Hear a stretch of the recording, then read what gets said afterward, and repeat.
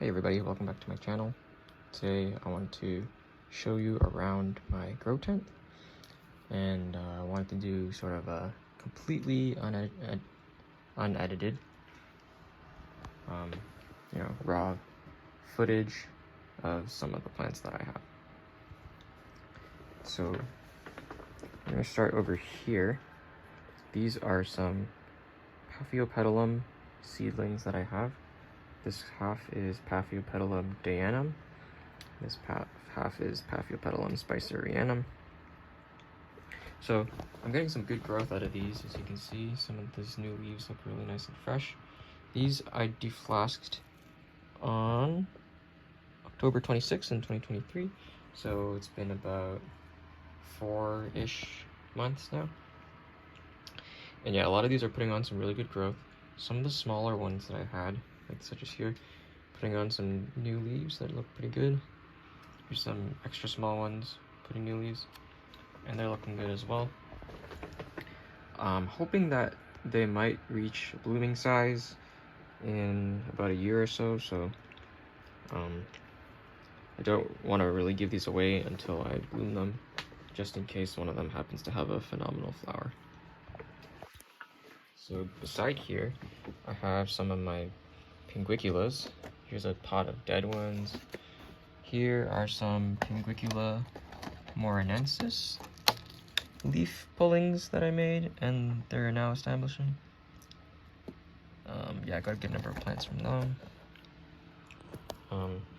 Here's some Pinguicula gracilis that are stuck in their winter rosettes.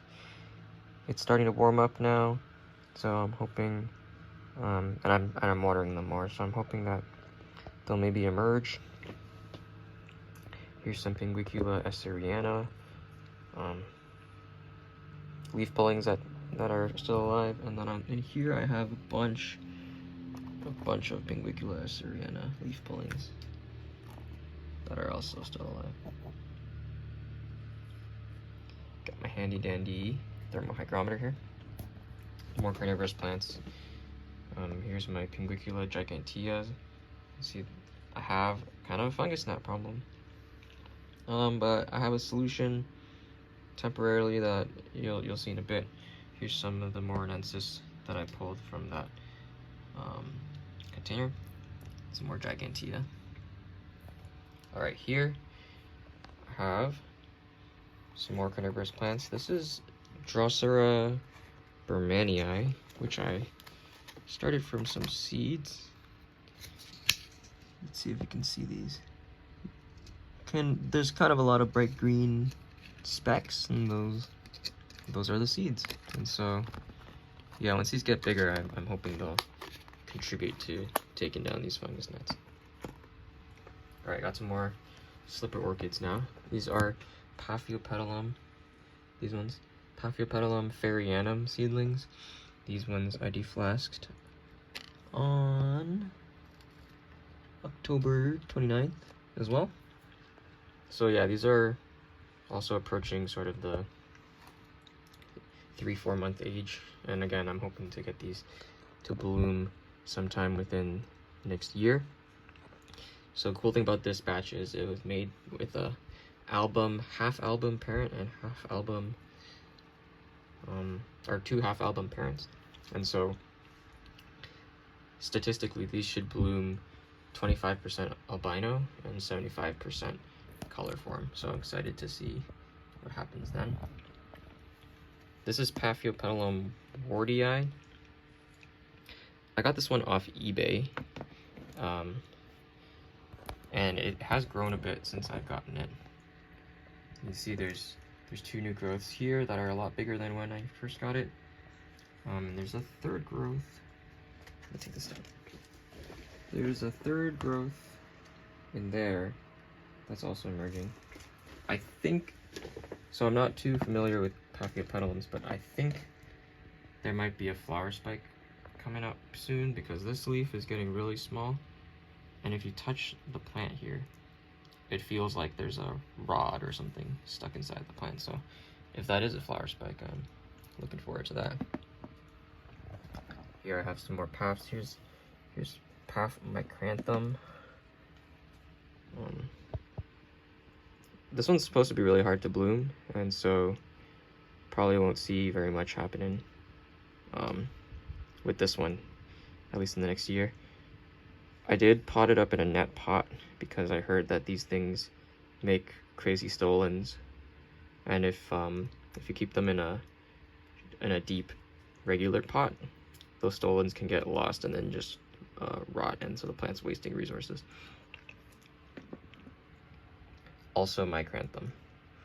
Here's 2 more Spicerianums, but these are not from Flask, these are from Path Paradise. So yeah, I see this one has 2 growths. Hopefully it'll put out a bloom soon. Here's a Path Delenatii. It struggled a bit, but it's on its way to recovery. Okay, here I have Sticky Trap.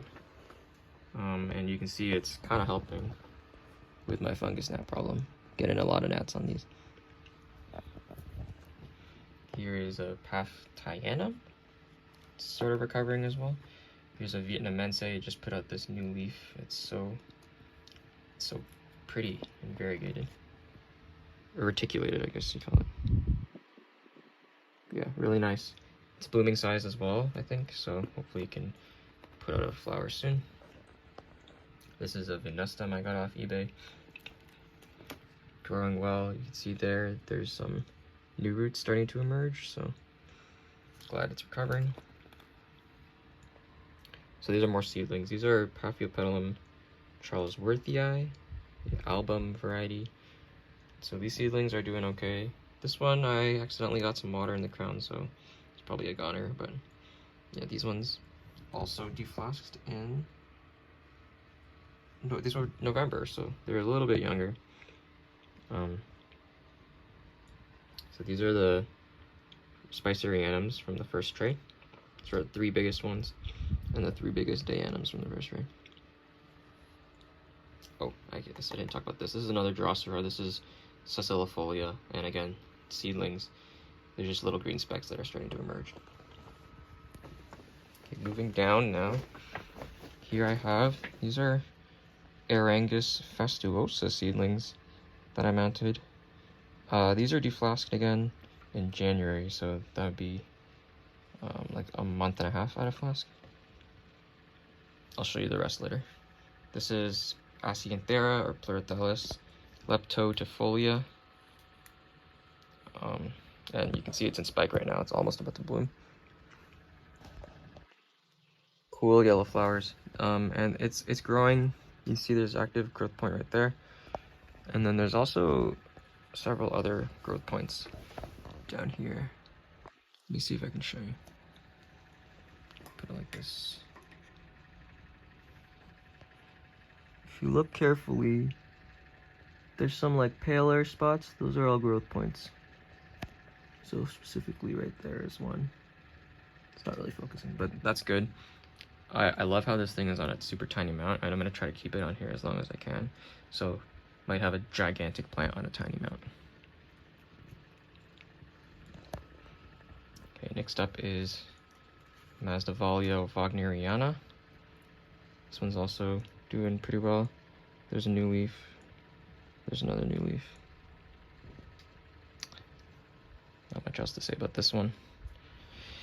Down here, okay, camera will focus. This is Masdevallia decumana. I got a community pot recently off eBay, and I'm trying it out in 3 different substrates. So I have bark only. This is sphagnum, and then this is sphagnum, bark, and perlite. And then here is one decumana in pure sphagnum I have from Equigenera I got recently. So my goal is actually to do some breeding. So hopefully I can get this plant and one of these to bloom at the same time, so I can do an outcross, start flasking. We have a Pleurothallus nivioglobula, not in bloom, Pleurothallus lauranthophylla, Anathallus pachyphyta, and Masdevallia angulata. Again, these plants aren't in bloom, so there's not much to see, but I mean, I guess the foliage is quite healthy. These are all recent imports as well from Equigenera. Here, I have some Nepenthes seedlings that are quite old. I'll just bring out one. This is Bashiana. Focus. And this was repotted February, but I believe I sowed this in August of 2022. So this thing is about, oh my gosh, math. This is like a year and a half old. But yeah, putting on some nice pictures and putting on some good size as well. This one is a Veitchii. I got the seeds from this one off Etsy. This one was sown in August 2022 for sure, and I repotted it a year after. But yeah, Veitchii, really cool species. You can see the leaves are nice and hairy, and it's starting to produce some good pictures for me. Excited to see what it'll look like when it's a little bit bigger. And the last one in there is another Bashiana. Okay. Here I have a Lepanthes Telopogona flora. You can see it's in bud right now. I just have this in a clay pot with some sphagnum. There's a lot of inflorescences though, so hopefully it'll start blooming like crazy soon. I've been busy with my deflasking, so here are two more Masdevallia compots that I deflasked. These were January, or mid-February, I guess. So this is Andretana. It's a nice white flower. Also Andretana. Here's like the really small ones. Also Andretana.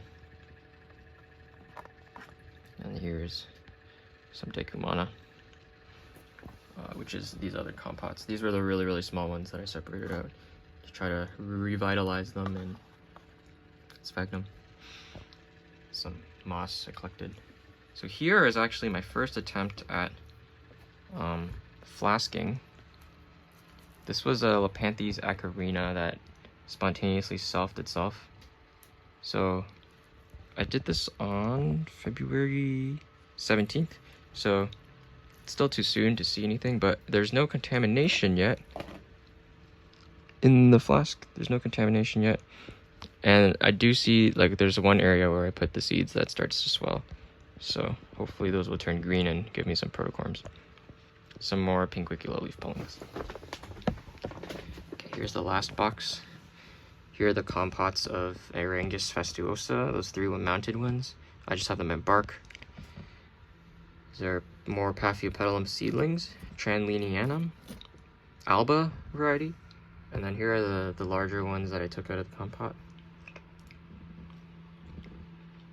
And then, oh, here's the three like struggling Paphiopedilum Charlesworthii I have in compot. I shot them in sphagnum because they had no roots. So these are a weird one for me. These are Paph javanicum. And so, like I said, I'm not too familiar with Paphs quite yet. But if I recall, they're not supposed to be this leggy.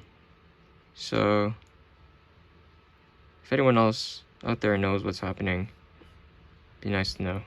But again, this was a flask that I deflasked on November 19th. So these are about 3-4 months out of flask as well. Same with these are from like early November. Anyways, thanks for watching. I'm curious what people think of this format of video. Because of course it's like super low effort, but also I get to go through everything all at once and work on improving, I guess. Anyways, thanks for watching. If you like this video, give it a thumbs up, leave a comment, really appreciate it. Feel free to subscribe to my channel as well if you want to see more videos like this in the future. I think I might start doing these weekly just for fun, just to keep track of my plant growth. Anyways, thank you and see you in the next video.